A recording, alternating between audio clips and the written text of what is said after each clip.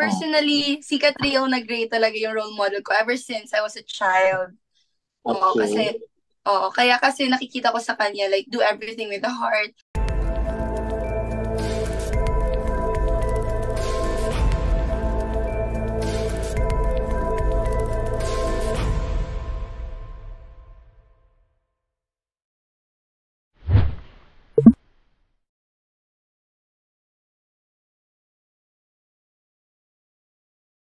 Ako po si Yes. Shubi Oo. Etrata.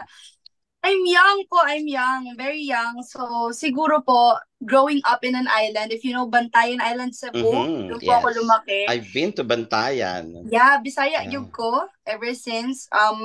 Today marks my first anniversary here in GMA. So, last year lang po sa TikTok lang Okay. ako sumikat. So, doon po ako na-discover.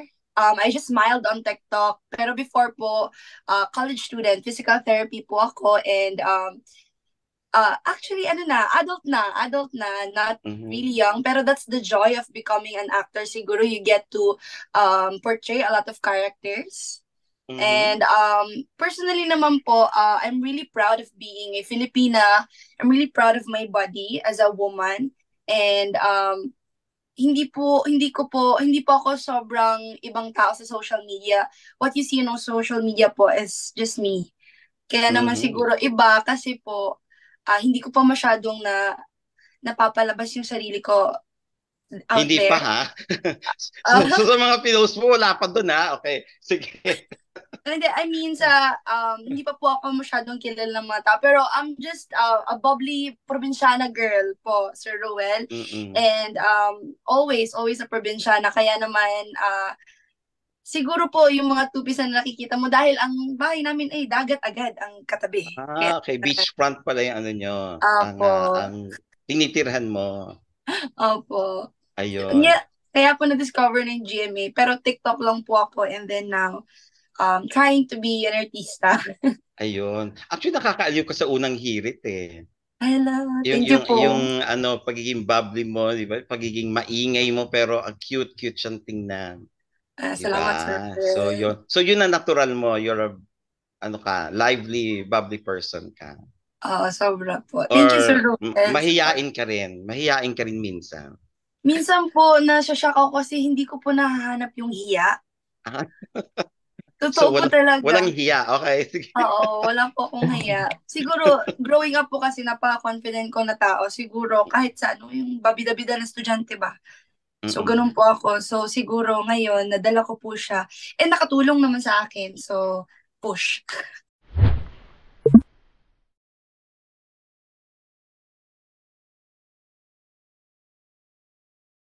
Gemini po ako eh, so marami pa akong say, pero friend ko po talaga lahat. So, very, very extrovert po ako as a person, kaya masyado akong close sa lahat.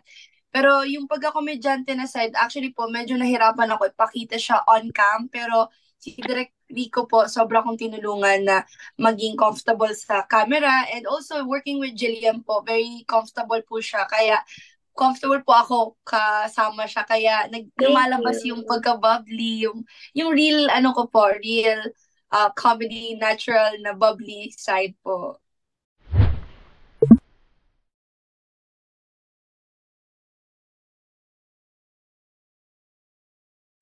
Siguro po, maraming Sir Nelson. Isa na siguro yung love for animals. Also, sa friendship na meron kami sa serye ni Jillian, first time ko po makatrabaho si Jillian. At first, I really thought ma-intimidate ako, but she's so nice. And Bakit hindi nga? ka sobra, akala ko talaga, uy, hindi yan magpansin-pansin, pero sobra niyang generous, lalo na sa acting, lalo na for us first-timers. Hindi siya, tawag dyan, hindi siya masyado siyang giving kung baga sa skills niya, kaya nalilearn din po kami sa kanya. Kaya thank you so much, Jill. Pero sa mga Thank viewers po you. natin, marami po silang matututunan sa friendships na hindi dapat maglaho dahil sa pag-ibig or sa kanya-kanyang sikreto.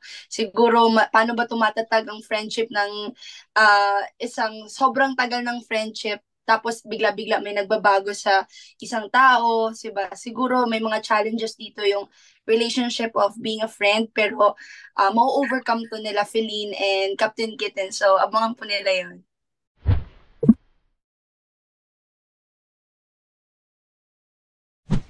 No limitations po, Sir Romel.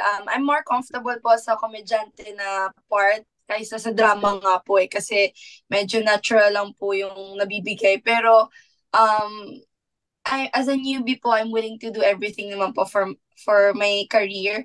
So, komedyante man or drama, paano man yun po, I'm very willing to work with it po.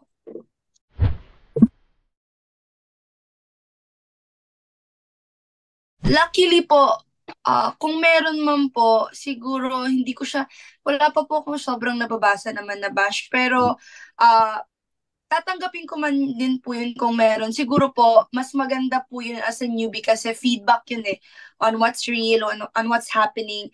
So, therefore, I can learn from it. Pero right now, I get so much love from people, siguro for the supporters, especially na galing po ko sa TikTok. So, young ones are my audience. So, siguro sila po very supportive naman. Pero the bash, wala pa po ako sobrang naririnig. And kung meron man po, tatanggapin ko po yun wholeheartedly.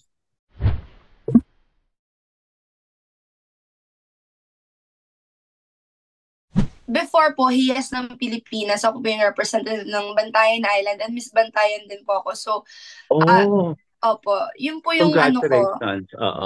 Hindi mo balak i-pursue sa Binibini o sa Miss Universe Philippines? I thought that was my calling po. Last year, nung nag-audition ako sa GMA, tinanong ako anong gusto ko po. Gusto ko po maging Miss Universe. Yun yung sabi ko sa kanila. So, I'm really young pa naman po ngayon. 21 lang naman po ako. So, siguro po, 2 years from now, 3 years from now, I get to, I don't know po, siguro with the help of GMA, mapupuntahan ko po yung path na yun. Pero right now po, just like Jillian, I'm enjoying the craft of acting po. Oo, madami pang years. 21 ka lang naman pala eh. Meron ka pang 7 years ba? Tsaka no age limit na po ngayon. Yes, oo, wala nang age limit.